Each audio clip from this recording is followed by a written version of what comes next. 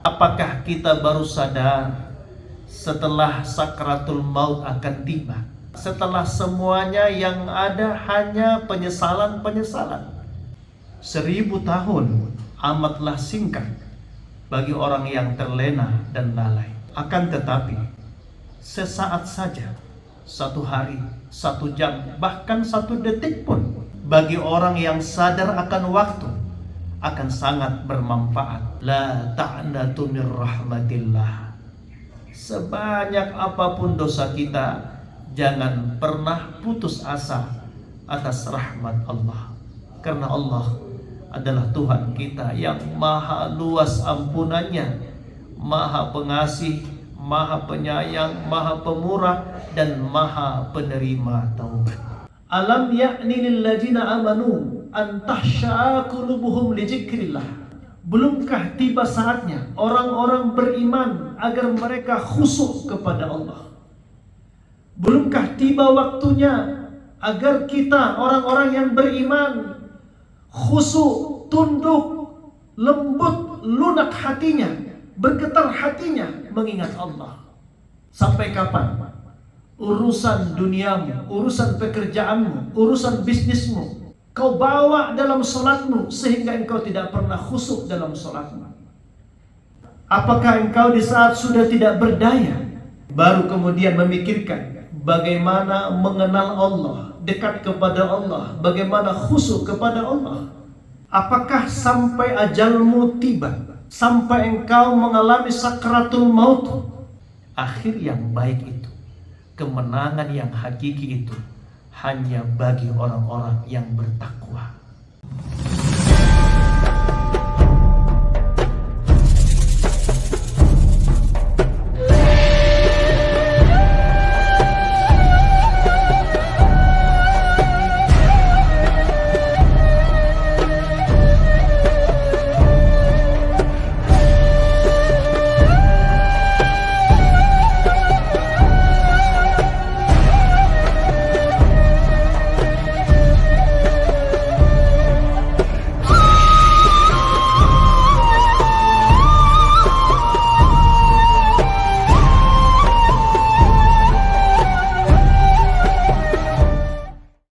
Seribu tahun amatlah singkat bagi orang yang terlena dan lalai. Akan tetapi, sesaat saja, 1 hari, 1 jam, bahkan 1 detik pun bagi orang yang sadar akan waktu akan sangat bermanfaat.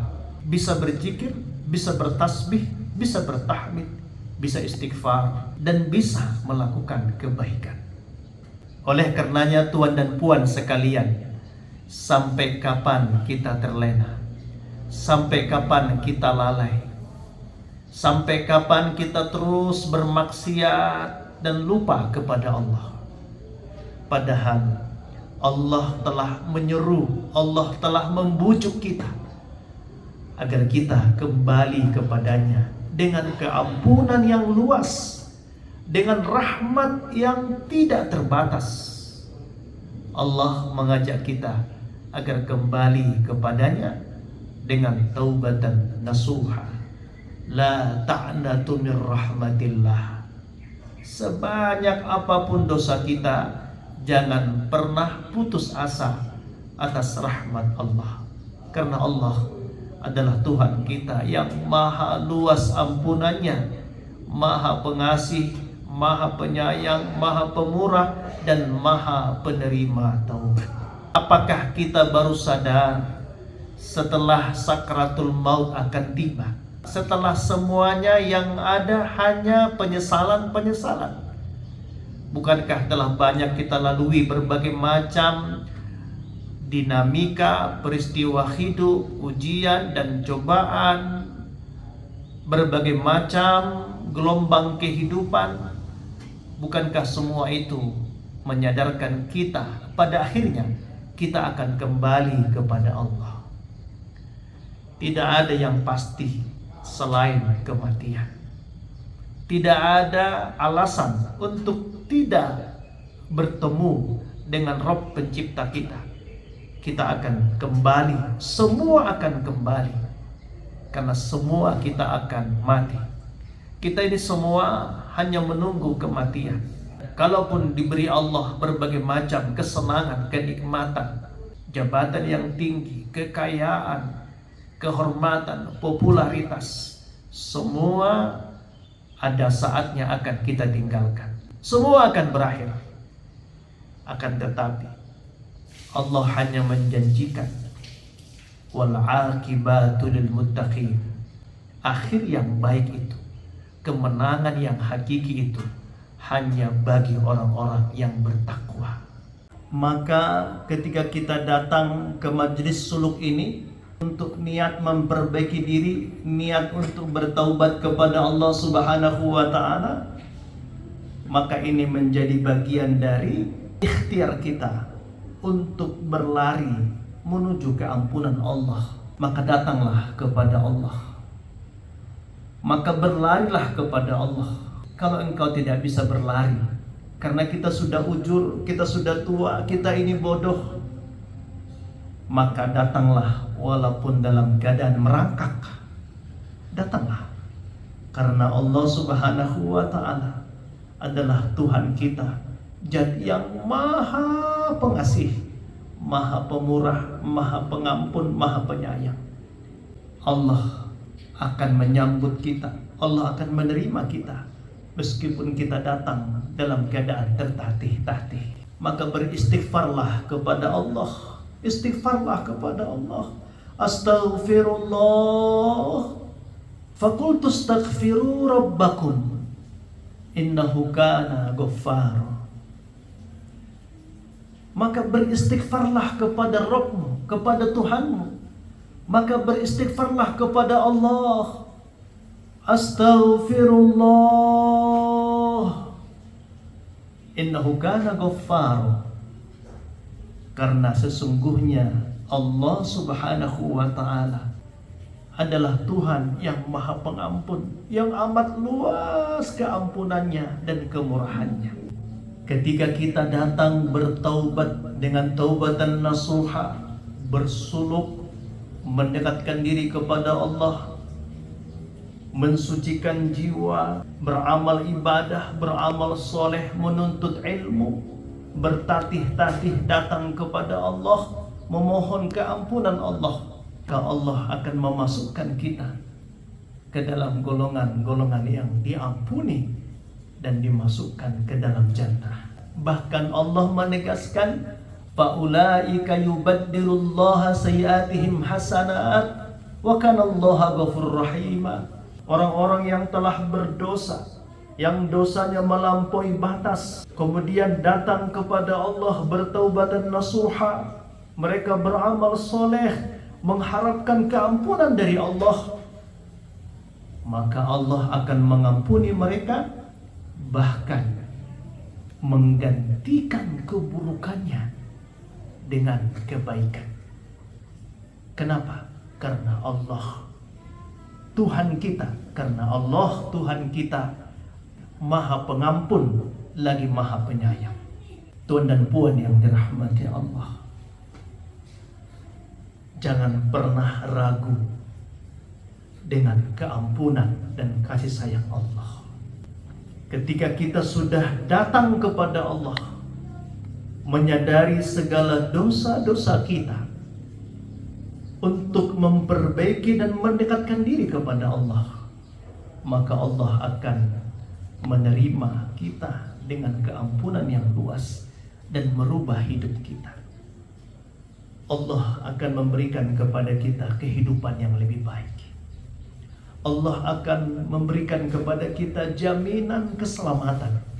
Allah akan memberikan kepada kita jaminan keselamatan, kebahagiaan, ketentraman dunia dan akhirat.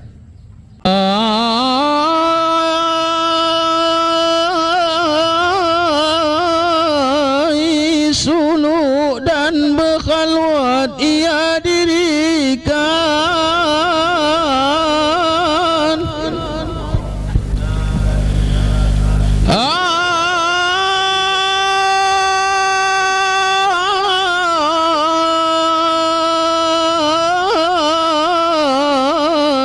suluk dan berkhalwat ia dirikan.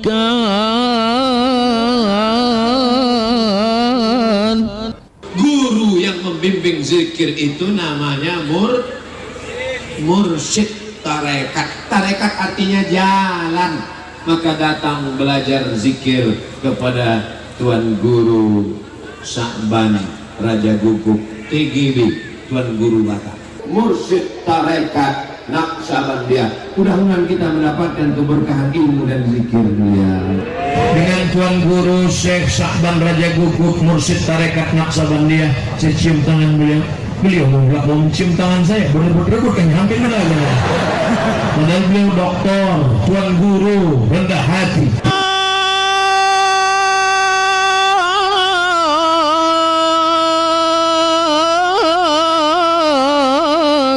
Suluk dan berkhaluat ya dirikan. Hanya zikir yang melahirkan ma'rifat, pengenalan kepada Allah, yang melahirkan rasa dekat kepada Allah, yang mendatangkan ketenangan hati, ketentraman jiwa, kebahagiaan batin yang hakiki. Tanpa itu, kita tidak akan menemukan kebahagiaan yang hakiki. Ada orang bertanya, aku sudah berzikir, kok belum tenang, kok belum tentram? Maka jawabnya, zikirmu belum tepat. Maka Allah Subhanahu wa ta'ala mengecam, alam ya'ni lil ladzina amanu an tahsha'a qulubuhum li dzikrillah. Belumkah tiba saatnya orang-orang beriman agar mereka khusyuk kepada Allah? Belumkah tiba waktunya agar kita orang-orang yang beriman khusyuk, tunduk, lembut, lunak hatinya, bergetar hatinya mengingat Allah. Allah mengecam kita. Sampai kapan urusan duniamu, urusan pekerjaanmu, urusan bisnismu, masalah hidupmu kau bawa dalam sholatmu sehingga engkau tidak pernah khusyuk dalam sholatmu? Sampai kapan kesibukan duniamu kau bawa dalam zikirmu sehingga kau tidak pernah menemukan ketentraman, kekhusyuan dalam zikirmu? Apakah engkau di saat sudah tidak berdaya baru kemudian memikirkan bagaimana mengenal Allah, dekat kepada Allah, bagaimana khusyuk kepada Allah? Apakah sampai ajalmu tiba, sampai engkau mengalami sakratul maut baru memikirkan bagaimana engkau khusyuk berzikir, salat kepada Allah? Fas'aluka ahla zikri in kuntum la ta'lamun. Tanyalah, tuntutlah ilmu kepada ahli zikir, tuntutlah ilmu zikir ini kepada ahlinya, agar kita menemukan rasa khusyuk kepada Allah. Ala bi zikrillah tatma'innul qulub. Hanya dengan berzikir, zikir yang mendatangkan ma'rifat, melahirkan rasa dekat kepada Allah, yang mendatangkan ketenangan, ketentraman, kebahagiaan yang hakiki. Tanpa itu, kita tidak akan menemukan kebahagiaan yang hakiki. Setinggi apapun jabatanmu, sekaya apapun engkau, sehebat apapun popularitasmu, semua itu tidak akan pernah mendatangkan kebahagiaan yang hakiki tanpa engkau dekat, mengenal, berzikir kepada Tuhan Allah Subhanahu wa ta'ala. Maka semua ketenangan-ketenangan yang engkau peroleh, semua itu hanya fata morgana, ketenangan yang palsu ketika engkau belum mengenal Tuhan, tidak dekat kepada Allah Subhanahu wa ta'ala.